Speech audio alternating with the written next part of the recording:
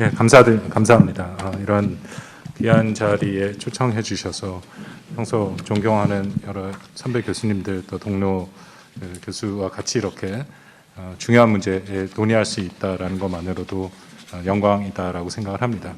이 세션에 처음 얘기가 됐을 때 미중의 경쟁, 특히 그러니까 제가 맡은 파트는 제가 이야기로는 미국의 그 입장에서 미중 경쟁을 어떻게 바라보는 것이냐.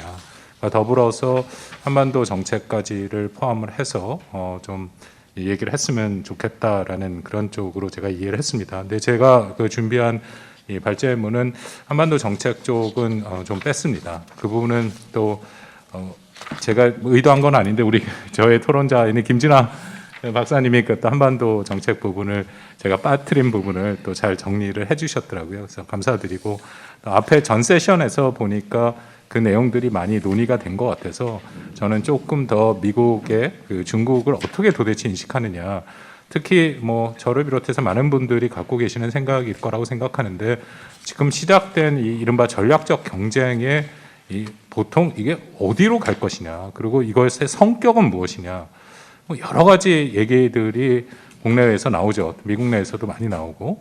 그렇지만 우리가 그것을 정확하게 무엇이다라고 얘기하기는 아직 불확실성이 굉장히 크다라고 생각이 됩니다. 앞에 세션에서도 그 내용들을 많이 토론을 하신 것을 들었습니다. 제가 발제를 하고 싶은 것은 그렇기 때문에 전반적인 미국과 중국의 갈등이 본격화되기 이전부터 뭐 어떻게 보면 시작점은 언제부터 잡아야 할지도 뭐 일종의 논란의 여지가 있습니다만 저는 오바마 행정부부터 시작해서 트럼프 행정부 그리고 현 바이든 행정부까지 전체적으로 미국 학계에서 진행되고 있는 담론을 쭉 추적을 했습니다. 더불어서 그 각각의 행정부가 뭐 바이든 행정부는 지금 진행형이고요. 나머지 두 행정부가 추진했던 이 대중 정책에 대해서 같이 연결하면서 그 성격과 방향성, 그 위치를 좀 보려는 하는 그런 작업으로 페이퍼를 썼습니다. 그래서 그런 쪽으로 좀 말씀을 드리도록 하겠습니다. 먼저 시작이 된 거는 과연 이 중국을 처음에 어떻게 바라볼 것이냐, 특히 오바마 행정부가 중국을 바라보는 시각 중에 그 당시에 가장 중요했던 변수 중에 하나는 역시 2008년에 이 금융위기가 영향을 줬다라고 생각을 합니다. 2008년의 금융위기, 뭐 이른바 대침체라고도 불리는 이 위기가 오니까 미국 내에서는 미국의 쇠퇴에 대한 논의가 뭐 많이 되면서 더불어서 중국의 부상에 대한 그런 논의도 같이 촉발되는 모습이 보였죠. 특히 뭐 여러분들도 잘 아시는 키신저 같은 경우에도 논쟁에 동참했습니다. 이 당시만 해도 뭐 제가 놓쳤을 수 있습니다만 전반적인 그 분위기는 물론 뭐 중국에 대한 강경한 목소리를 하는 현실주의 계통의 학자들도 뭐 적지 않게 있었습니다만 전반적인 분위기는 중국과의 협력 가능성을 좀 열어두긴 했었죠. 특히 키신저가 2011년에 얘기한 거를 보면 미중의 공진, 코이벌루션을 얘기를 했습니다. 그러니까 여전히 반드시 미국과 중국이 충돌을 할 필요는 없다. 여전히 미국이 역량 우위 확보가 가능하고 미중 간 세계 의제에 대한 이해의 일부를 서로 공유할 수 있고 또 중국에 대한 일방적 봉쇄는 오히려 불가하다. 이것이 실효성을 가질 수 없다라는 그런 의견을 키신저가 냈고요. 상당 부분 이 내용은 오바마 행정부의 대중정책에 반영이 됐다라고 생각이 됩니다. 오바마 행정부의 대중정책 목표는 뭐 아시아 재균형 정책, 피보트 에이시아 뭐 그런 얘기들이 많이 나옵니다만 역시 관여에 또 적지 않은 방점이 찍혀 있었다라고 생각을 합니다. 중국을 미국 주도의 세계 질서에 책임 있는 일원으로서 우리 흔히 말하는 책임 있는 이해상관자, 스테이크홀더로서 참여시키겠다라는 그런 의지가 분명히 있었고요. 특히 뭐 경제, 군사, 가치 그런 것을 동원을 해서 중국을 자유주의 그런 세계 질서 안에 참여시키겠다. 경제적인 상호 의존이 심화될수록 오히려 중국에게는 자유주의적인 요소를 심을 수 있다라는 생각이 있었다라고 판단이 되고요. 군사적으로도 우리가 흔히 말하는 핵 국가끼리의 상호 확증 파괴로 인해서 억지가 가능하다라는 판단도 계속됐다라고 생각이 됩니다. 적극적으로 중국을 국제사회의 여러 가지 기구, 규범 등에 묶어서 이런 프리드버그 같은 그 학자는 이것을 관여적 위험 분산이다라는 표현을 썼는데 어쨌든 중국을 끌어들일 수 있다라는 그런 판단을 하고 있었다라고 생각이 됩니다. 그렇지만 이 분야가 이제 오바마 행정부가 끝나면서 트럼프 행정부가 들어서는 시점에서는 본격적으로 문제 제기가 됐죠. 사실은 오바마 행정부 1기 말부터 대중정책, 오바마 행정부의 대중정책에 대한 비판의 목소리는 커지는 양상이 드러납니다. 특히 중국의 국가 정체성에 대한 그런 논쟁이 더 확실히 확대되면서 중국이 패권적이다라는 그런 지적이 공감대를 확장하는 그런 모습들이 보였습니다. 여러 가지 현상들로 나타난 것들은 많이 얘기가 됐죠. 중국이 시장 경제에 편입하여 그 미국과 경제 관계에서 최대 이득을 취하고 있다. 그러면서도 여전히 공산주의 독재 국가로서의 정체성을 오히려 강화하고 있다라는 거죠. 오바마 행정부의 대중 정책은 순진하다라는 그런 그 판가들이 많이 나와 있고, 처음부터 중국은 미국 주도의 질서에 순응할 생각이 없었다. 미국의 패권적인 야심이 중국의 패권적인 야심이 본격적으로 등장하면서 현상 타파에 나선다라는 거죠.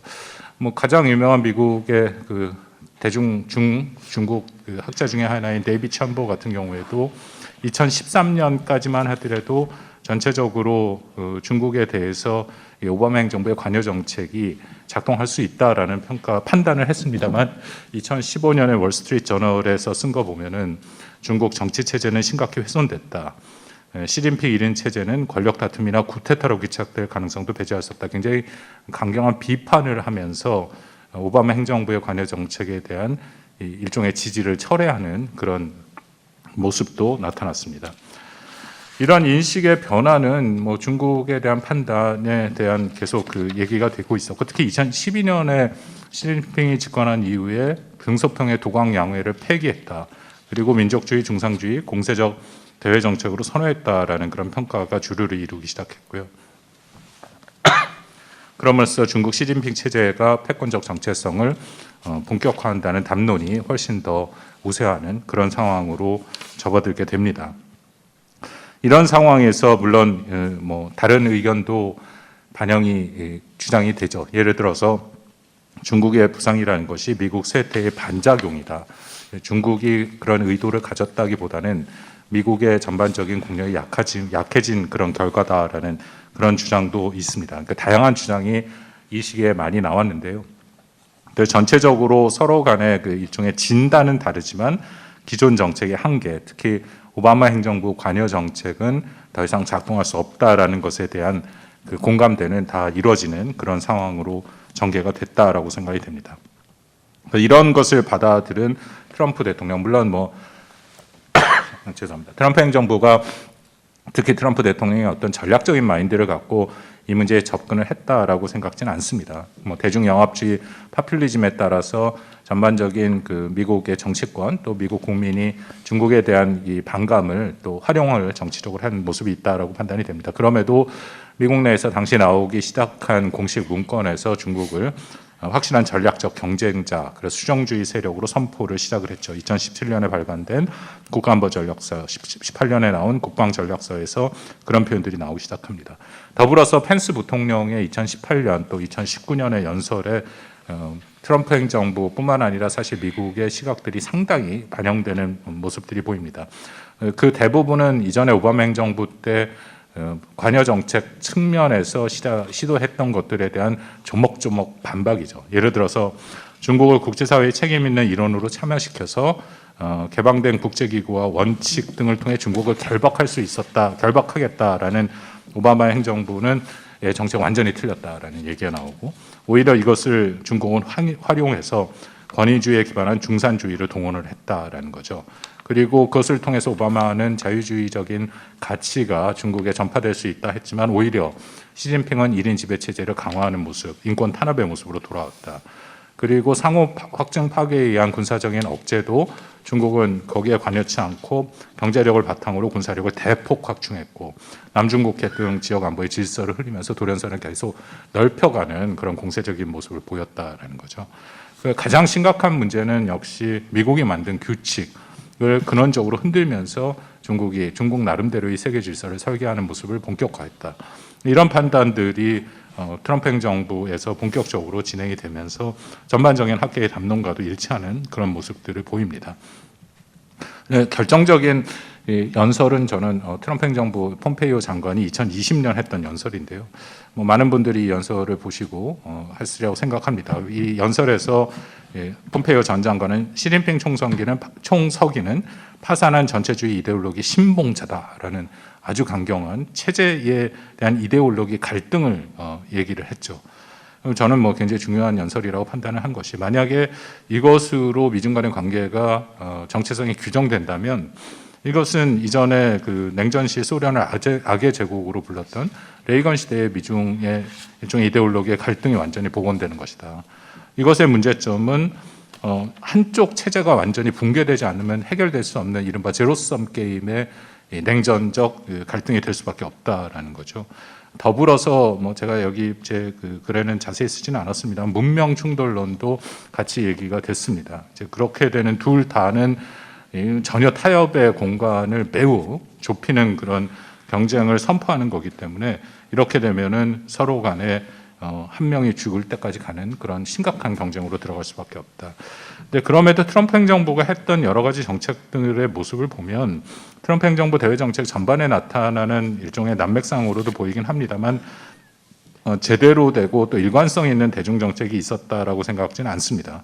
여전히 뭐 제가 갖고 있는 질문은 과연 정말 트럼프의 행정부, 특히 트럼프 대통령이 미중 경제 형해와 이른바 디커플링을 불사하려 했을 것이냐, 아니면 이것을 통해서 최대한 압박을 가하고 미국의 어떤 정치적, 자신의 정치적인 이해를 추구할 수 있는 합의를 끌어내면 거기서 만족했을 수도 있지 않을까 하는 그런 뭐랄까요, 그런 전제, 이 트럼프 2기가 만약에 진행이 됐으면 그것도 뭐 충분히 추정 가능한 저는 예약이다, 판단이다라고 생각을 합니다. 또 하나는 트럼프 행정부가 2018년부터 본격화했습니다만 스스로가 이 미국이 만들어온 국제 질서를 많이 훼손을 했죠. 자유무역주의 질서를 훼손을 했고 한국을 비롯해서 주요 동맹국의 책임과 비용 분담을 거칠게 요구했고 또 핵심적인 중국 견제인 TPP를 탈퇴했고, 이런 상황에서 과연 중국 때리기가 어느 정도 동맹국에 공명하기는 힘들었다라는 것이죠. 이런 문제의 전반적인 상황을 본다면 과연 트럼프 행정부의 대중 정책은 효용성이 어느 정도 있었을까, 상당히 제한될 수밖에 없었다라는 거고요.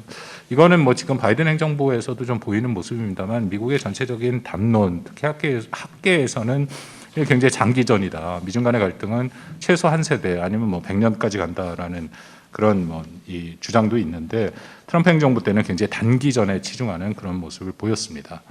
그 단기전에서 승리하려면은 뭐 몇 가지 그 요소가 있어야겠죠. 가장 중요한 것은 미국 내부의 단합이 있어야 되는 거고, 그만큼 힘을 모아가야 되니까요. 더불어서 동맹국의 적극적인 협력, 또 문명 표준으로서 미국의 지도력 점검 등이 이루어졌어야 되는데 셋 다 트럼프 행정부 때는 부재했죠. 과연 그런 것을 그런 상황에서 중국과의 경쟁을 할 수 있었을까 하는 그런 의문이 듭니다. 이런 상황을 이어받은 것은 바이든 행정부라고 생각이 됩니다. 여전히 대중 강경론이 지배적인 상황이고, 그래서 뭐 지금 여러 가지 판단이 있습니다만 제가 그 미국 학계의 담론 중에 가장 현재의 상황을 잘 표현하는 것은 중국에 대해서 일부 지역의 하나의 느슨한 형태로 그러나 확장 가능성이 충분한 패권을 추구하고 있다. 최소한도 이 정도의 판단은 미국 내에서 학계에서 상당히 공감대를 중국의 전략적 의도에 대한 이런 정도의 판단은 공감대를 형성하고 있다라고 생각이 됩니다. 키신저도 아까 2011년을 말씀을 드렸는데 입장이 선회했죠. 여전히 뭐 중국과의 이 협력 가능성은 완전히 배제하지는 않습니다만 기술과 군사력이 이중 경쟁을 펼치는 이런 상황에서 미중이 상호 절멸로 이어질 수도 있다. 언덕에서 냉전으로 내려가고 있다. 뭐 그런 얘기들을 하고 있습니다. 그렇다면은 키신저도 이전에 11년 때 했던 그 10년 전에 본인의 판단을 좀 거둬들이는 면도 분명히 보이고요. 또 현재 나타나는 몇 가지 특징 중에 하나는 시진핑 개인에 대한 공세가 여전하다라는 것, 오히려 강화되고 있고요. 아틀란틱 카운슬에서 나온 롱 텔레그램 보신 분들 계겠지만 결론은 시진핑을 제거하면 된다라는 그런 뭐랄까요, 굉장히 강경한 주장도 미국에서 워싱턴에서 회자되고 있다라고 알고 있습니다. 또 하나는 무력 충돌의 가능성이죠. 계속 대만 해협의 위협이 부각되면서 아까 말씀드린 상호 확증 파괴가 이루어지지 않을 수도 있다. 그러니까 그것이 작동 안 할 수도 있다. 오히려 전술 핵에 소형화되고 또 정교한 그런 핵이 미중 간의 그런 제한된 전쟁 가능성을 오히려 더 넓힐 수도 있다, 높일 수도 있다라는 그런 주장도 되고 있습니다. 더불어서 아까 말씀드린 냉전형의 그 양국의 갈등의 모습들도 계속 얘기를 하고 있다라는 겁니다. 어떻게 보면 일부에서는 냉전보다 더 심한 갈등이 있다. 왜냐하면 냉전 때는 미국과 소련이 각각의 영향권을 인정하는 사실상 인정하는 모습을 보였는데 지금은 서로 간에 겹치는 부분이 꽤 있다라는 거죠. 한반도도 그 중에 하나고 남중국해도 그렇다. 그렇다면 여기서는 상당히 위험한 미중 간의 군사적인 충돌을 포함해서 갈등이 이루어지고 있다라는 그런 얘기가 들리고 있습니다. 전체 워싱턴의 분위기는 좀 걱정이 되는데 1914년 영국과 독일이 전쟁으로 걸어 들어가는 몽유병 환자라는 그런 표현이 적절한 상황이 되고 있고요. 현재 그 바이든 행정부는 아까 말씀드린 대중정책은 좀 진행형의 모습을 보이고 있습니다. 제가 여기서 가장 바이든 행정부 대중정책을 바라보는 하나의 시각, 그 관점은 과연 바이든 행정부도 이것을 냉전형 이데올로기 갈등으로 보느냐 안 보느냐죠. 아까 말씀드린 것처럼 그쪽으로 판단이 쓴다면 서로 간에 미국과 중국 사이의 타협점은 굉장히 좁아질 수밖에 없다. 근데 뭐 그런 모습들은 아직 확인은 되지는 않고 있습니다. 다만 2019년에 토니 블링컨과 앤토니 설리반이 같이 쓴 Foreign Affairs를 보면 거기에는 중국을 이데올로기 측면에서 소련 때보다 강력한 도전 세력이다. 뭐 그런 얘기는 하고 있고요. 오스틴 국방장관도 중국의 목표를 세계의 패권적 지배자가 되는 것이다라는 얘기를 하고 있죠. 그리고 분명한 것은 바이든 행정부와 오바마 행정부의 그 많은 사람들이 다시 같이 일을 함에도 불구하고 오바마 행정부 때 대중정책과는 분명히 차별화되는 그런 정책으로 가겠다라는 것은 분명해 보입니다. 뭐 여러 가지 바이든 행정부에 나타나는 모습 중에 하나인데 경제 분야의 경쟁이 가장 치열한 모습, 이번에 한미 정상회담에도 그 부분들이 이루어져 있다라고 생각이 됩니다. 그렇지만 과연 미국과 중국의 경제가 완전히 형해화, 디커플링이 될 것이냐, 아니면 앞에서 아까 이승주 교수님이 얘기하시는 것 같은데 제한적 이탈, 그러니까 partial disengagement로 갈 거냐, 그 부분에 대해서는 아직 확실한 판단이 쓰진 않다라고 생각이 되고요. 다만 현재 미국이 추진하고 있는 바이든 행정부가 추진하고 있는 대중정책, 경제 분야에서는 이전에 완전히 통합된 세계 경제의 구축은 중단하겠다. 대신에 부분적 자유무역 체계로 갈 가능성, 그것을 공급망 재편으로 대변이 되겠죠. 그 모습들은 보인다라고 판단이 됩니다. 결론적으로 말씀이 들으면 과연 앞으로 어떻게 될 것이냐. 아까 잠깐 말씀드린 것처럼 이건 장기전일 수밖에 없다. 일방이 일방을 누르기에는 현재 상황들이 그렇게 녹록치는 않다. 단기간 내에 완성되기는 어렵다라는 거고요. 특히 뭐 미국의 입장에서는 당분간 미국 내 여러 가지 상황상 대중 강경책을 추동해 갈 것이다라고 생각이 됩니다. 그렇다면은 뭐 이건 한국의 실천적 합의인데 제가 뭐 자세히 적지는 않았습니다만 과연 어떻게 해야 될 거냐 한국은. 저는 뭐 미중 간의 이 경쟁의 지구적 리더십 확보 경쟁으로 보는 게 맞다라고 생각이 되고요. 그렇다면 미국과 중국 양국이 각각의 정당성을 어느 정도 확보하느냐가 이 지구적 패권의 결판이 난다라고 생각이 됩니다. 그 의미는 미국의 민주주의가 기능 이상이 있는 것은 분명하죠. 지난 1월 6일 날 우리가 봤던 의사당 난입을 비롯해서 근데 얼마나 이것을 잘 회복하냐, 복원하느냐, 바이든 행정부의 가장 핵심적인 정책이라고 생각을 하는데요. 그것이 가장 핵심 변수 중에 하나라고 생각이 됩니다.